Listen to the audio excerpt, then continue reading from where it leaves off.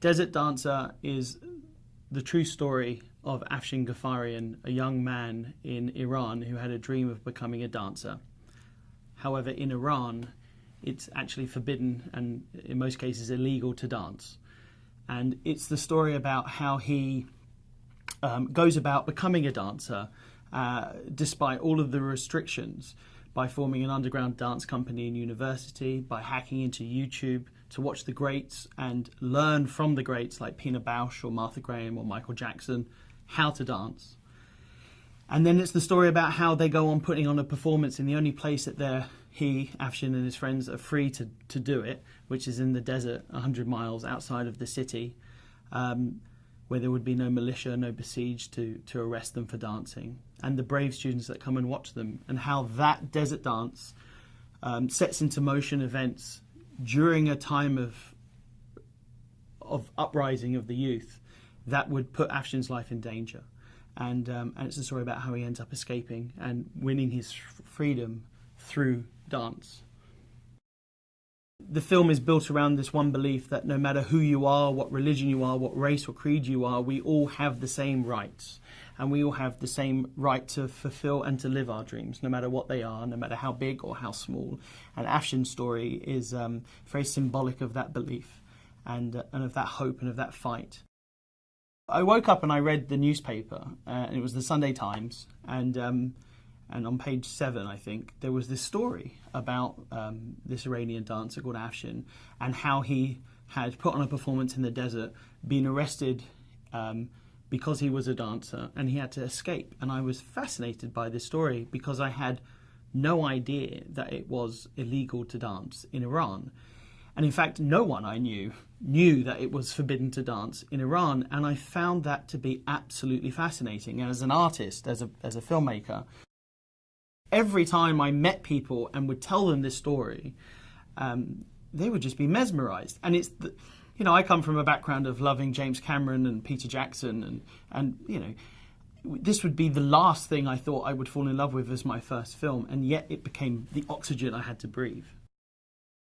I did my best to study as much as I could about the Iranian community.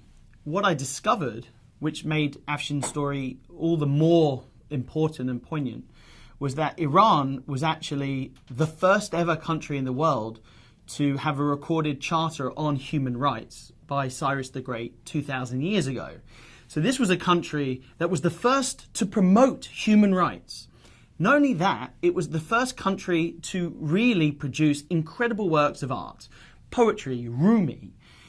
And you look at this, and then you look at what the country is today. It still has that, but in a very different prism.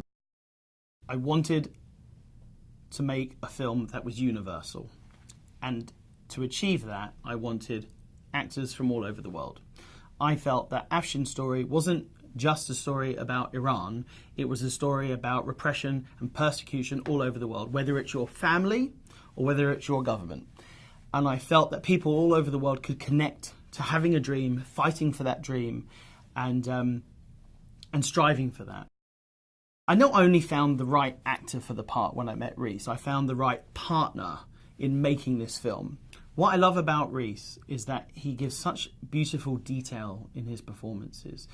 He really inhabits the character. He went through a dramatic physical change, lost a lot of weight, and really embodied the spirit and the passion that Afshin has, and his nobility. Rhys dedicated himself to this part, and dedicated himself to the training and to the dance, and transformed into Afshin through many, many, many months of training. There's no fooling Tom Cullen. He'll always, if there's a false note, he'll pick up on it.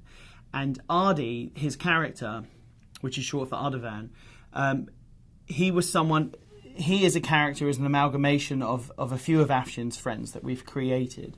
And so he not only had to inhabit one or two, but a group of real people and bring them cohesively into one person in such a warm and embracing manner. And he has this wonderful quality of being so powerfully physically, but yet so sweet, and so emotional and so sensitive. And it's a beautiful dynamic that he has with Afshin, and it's a beautiful spirit and energy that he brings into the film. I loved working with him. He was just wonderful.